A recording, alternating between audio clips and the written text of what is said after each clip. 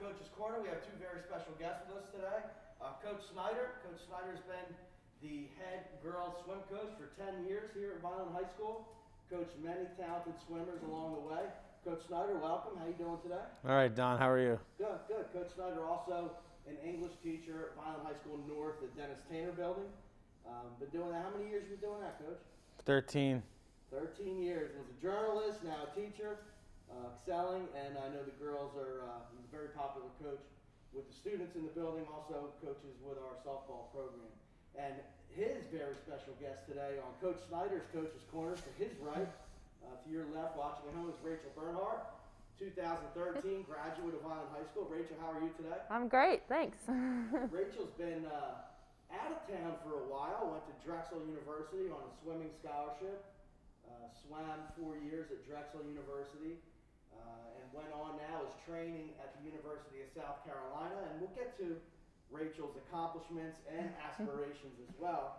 But first, Rachel, let's talk a little bit about your experience in Vineland. Let's go back to your middle school days. Maybe a lot of people don't know this, but you're a very unique student in Vineland Public Schools because you went to 3 different middle schools while you were in Vineland. Memorial, Landis, and Wallace School. So that's pretty interesting. How was that experience for you? I would imagine it was a hectic time, different school every year.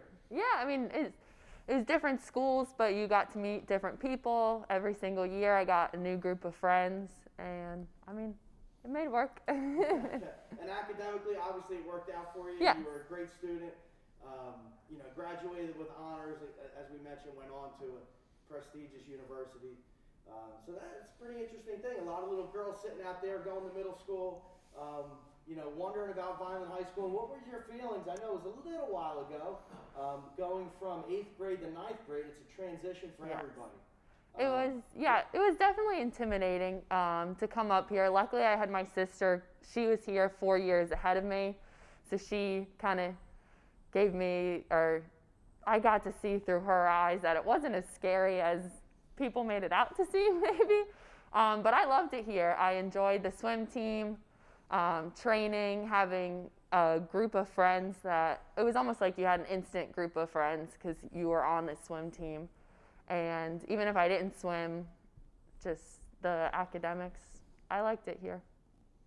At the time, and still presently, Vineland High School was the largest high school in southern New Jersey. Yeah. So going from a large but smaller middle school to the high school, that transition can be intimidating. If you had a word of encouragement to an 8th grader getting ready to go into their freshman year of high school, what would those words be to help with their transition? I guess I'd say just do it. Like, just go in, have fun. So are you saying, as a swim analogy, just dive in? Is that what you're saying? Just dive in, yeah. Just jump in. Just jump in. You'll meet friends easily. You'll have fun. The teachers will have your back. It'll be great. Now we're looking at a list of your high school accomplishments on the screen while we're talking. I mean, of course, 4-time Cape Atlantic League All-Star, all kinds of individual accolades. All South Jersey, All State. You were a state champion.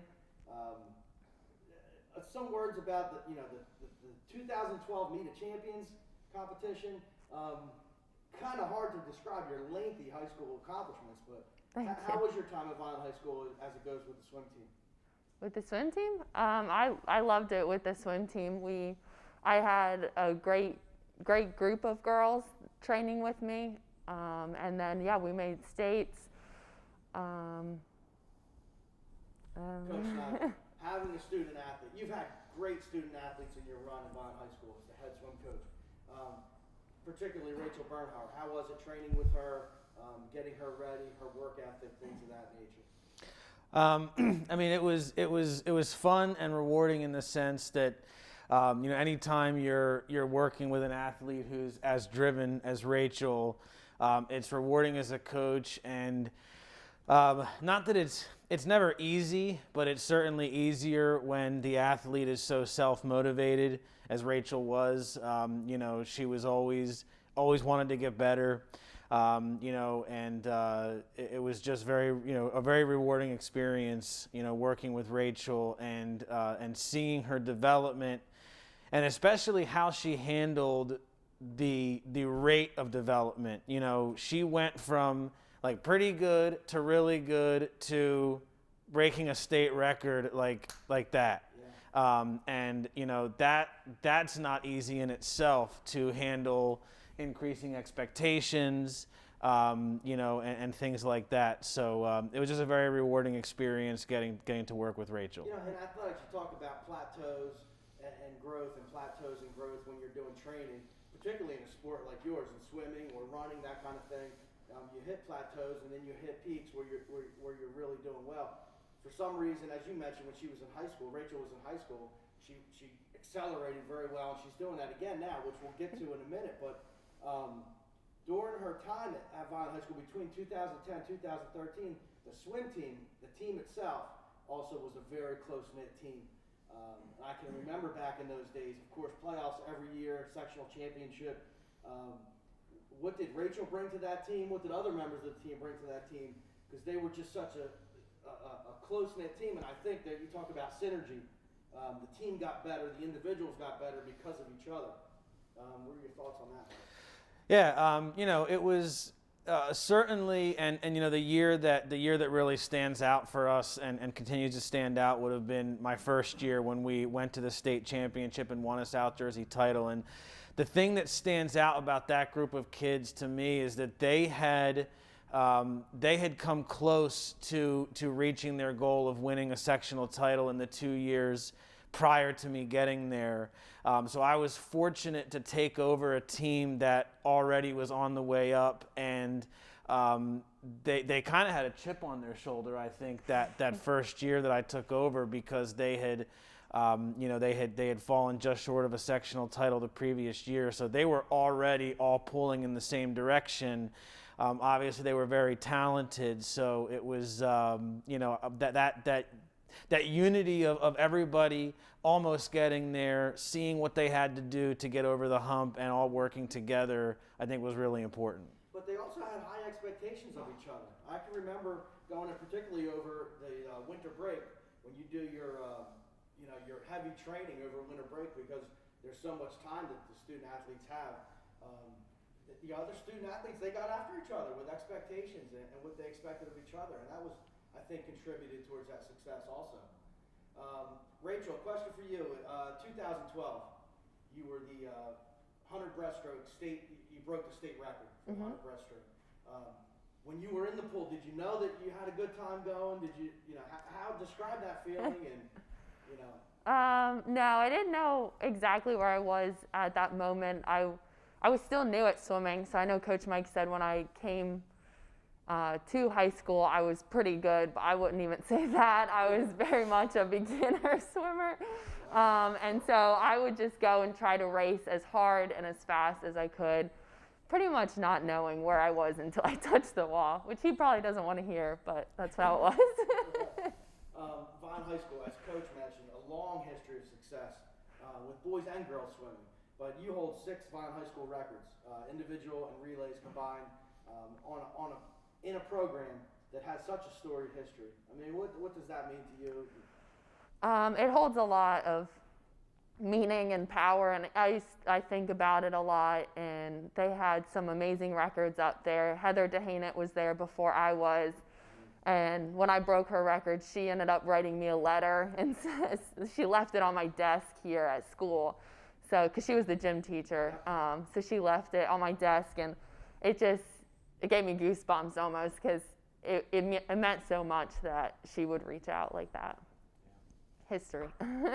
So you graduate from Vineland High School with honors again in 2013, and you decide to go to Drexel University to swim and to study exercise. Your concentration was exercise science. Correct. Why did you choose Drexel? What other schools were you looking at? You know, what made you lean towards Philadelphia and Drexel University? Basically their swim team. So I liked the individuals on that team the best. I felt like I fit with their personalities the best.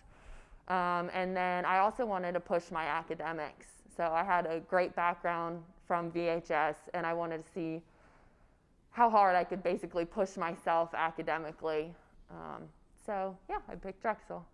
All right, and we're looking at your accomplishments on the screen now. We see that you had a great 4 years at Drexel. in the pool, let's talk about the academics at Drexel. You focused on exercise science. Why did you choose exercise science?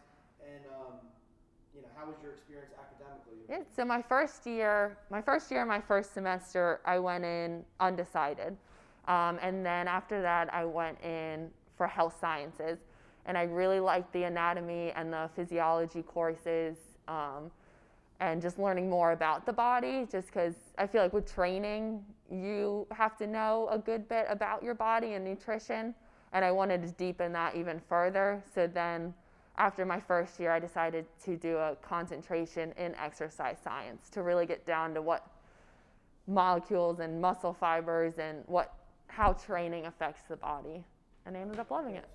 You graduated from Drexel University, received many awards while you're there, in the pool, out of the pool, and you decide school's not over yet. So, not done yet. You mentioned kinesiology and anatomy and phys and things of that nature. Yeah. You took an interest in that. So what are you doing now on the academic side of things in life? So in Columbia, there's a school called Lenore Rhine, and I'm there for occupational therapy school. Columbia, South Carolina. Yes. Right. So luckily, that's actually the only occupational therapy school actually there's one more, but two in the whole state of South Carolina. Right. So luckily, that one was in Columbia, so I'm able to do my academics and train. So long-term goal occupation-wise is OT? Yes. Occupational therapist? Yes. Neat. How's that going for you? I would imagine it's a lot of science. No, I love it. I absolutely love it. It is a little difficult with COVID. Our first 2 semesters were online. So we are such a hands-on profession dealing with patients and moving the body that it was a little difficult trying to figure out how to mimic that online.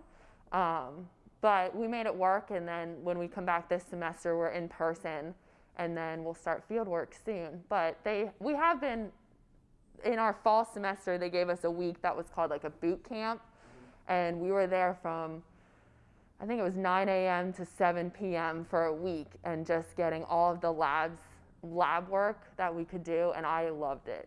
Most people were, like, you would think you'd be drained by the end of the week, but it was great. So you graduated from Drexel 2017. Correct. And we're filming this a couple days after Christmas 2020, almost 2021. And Rachel, you're still training in the pool. So what are we working for? What are your goals right now? Tell us kind of what you're going through right now as far as swimming. Yeah, so my goals for this year would be the 2021 Olympic trials for hopefully make the Olympics, but that will be in June. So Omaha, Nebraska in June? Yes. It's circled on your calendar? Yeah, that's in Omaha, the big Nebraska. 2021 Olympic trials. Correct. So competitively now you're training in South Carolina? Correct. Who are the coaches that you're working with there? Kevin Swander is my main coach, and then there's also a couple other coaches. We have Mike Simpson, McGee Moody, and Pam Swander. Okay. So Coach Snyder here, when we're in school, you mentioned COVID. We haven't been in school. We've been in school. We're back and forth. But pretty much on a daily basis, at the end of the day, he'll stop in my office.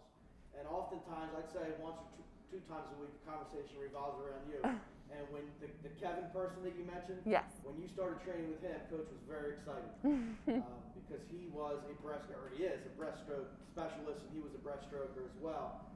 Coach, you want to talk about that? I remember the day he walked to my office and said, "You're not going to believe who Rachel's training with because you're a breaststroker." So, Mike, you want to? Yeah, I just I think that's one of the reasons that Rachel has been able to continue developing is as she's graduated from Vineland, gone through Drexel, and now training at South Carolina, she's continued to surround herself with you move up the ranks, you go to new levels of coaching and new levels of expertise. And, I remember, I don't know exactly how old Coach Swander is, but he might be a little older than I am. But I remember his name from my following swimming, that he was a world-class breaststroker. So I was excited for Rachel because his experience as an athlete at the level she's trying to reach as well as his experience coaching athletes of that level, I thought would be really beneficial for her. So that's why I was excited. So you're getting ready for the Olympic trials and hopeful to make the Olympic team. You've done well in opens and pro series and things of that nature. But you mentioned at the beginning of the show that your freshman year you were kind of new to swimming. Correct. So if you're a young lady out there in Vineland sitting on the couch watching this show, Yes. and maybe you've swam, maybe you haven't swam. Yes. Talk to that girl. You walked in these hallways, you went to these middle schools, you went to this high school, you went through the swim program. How did Vineland High School prepare you for Drexel, and then inevitably, prepare you for what you're doing today? Yeah.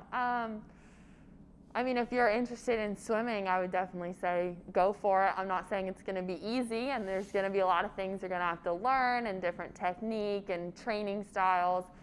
But in the end, for me, I think it's worth it. You not only learn what swimming has to offer you and those teammates, you also have the weight room, and you learn how to push yourself physically, but also mentally.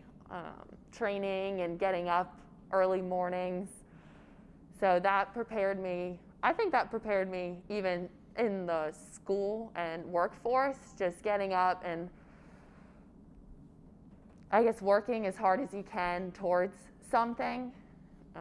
It can be used in any aspect of life. I mean, you mentioned, I don't know if it's your philosophy or not, just diving in and giving it your best. Yeah. And we were kind of joking at the time, but maybe that's kind of like your philosophy. Yeah. You went to a huge high school, you went to a prestigious high school swim program and college program, and now training for the Olympics. Yeah. I tend to view things that if it doesn't work out, then I'll just go on a different path. Like I don't ever think I failed at something. So say I go to the Olympic trials and I don't hit the Olympics, I'm just going to go on a different path. Like it's just a different section, different turn I'll take. It doesn't mean that I failed or I stepped back. It's an interesting way of looking at it, and from an outside perspective, it kind of looks like you kicked the door open and make yourself successful. You did it in high school, you did it in college, and now you're doing it now. You mentioned training for the Olympics. Rachel, you're looking at your times and talking to Coach Snyder. I'm certainly not the expert in swimming times as Coach Snyder is, but your times are getting better and better and better. Thank you. And this is 3 years, 4 years after graduating college. Mm-hmm. It's interesting. Your work ethic must be immense. Thank you. Coach Snyder, talk about Rachel's training in college and the types of things that she's going through to be peaking, 3 years after college. Yeah, it's, I think that, again, Rachel mentioned how new she was to swimming when she was a freshman, and to see obviously I'm not there to see what she's doing on a daily basis, but when she's home on breaks and we're able to offer her the resource of pool time to stay on top of her game, I see an athlete who is so vastly different than she was in high school. She's stronger, she's more athletic, on top of continuing to improve technically with her coaches. So, I think that it's just she's willing to do whatever is necessary to get better, that it's not just in the pool. It's certainly there's some work being done in the weight room and. Just really the whole package to see her continuing to improve the way she is. I feel like I'm learning every step of the way too. So like maybe in high school I was like, okay, I need to train as hard as I can or just train fast. And then through college, I kind of learned the benefits also of the weight room. And then I learned the benefits of nutrition. And then even now, even today, I'm still learning the benefits of mindset. So meditation or like anything I can do to strengthen my mindset when it comes to racing. So I just feel like I'm still learning, and that might be why I'm still improving, because I'm growing. Like you're having fun and you're enjoying yourself. Oh, yes. Having fun is the key. How important do you think that is for an athlete, on an athlete's success level, to not stress themselves out and focus so much on achievement and accomplishment and just enjoy themselves and have fun? Yeah. If you're not having fun or you're not happy, then I don't really know the point that much. You have to be happy in what you do. Like it's your individual life, so it doesn't matter what other people think or what other people say. It doesn't matter if you're fast, if you're slow. If you're happy with what you're doing, then you keep doing it. There's no reason to not. Mike, when Rachel's on television, it seems like more often, how does that affect our little swim community here in South Jersey, and particularly in Vineland? I know you always put the word out, hey, Rachel's swimming at noon today, or Rachel's swimming at, this afternoon on ESPN.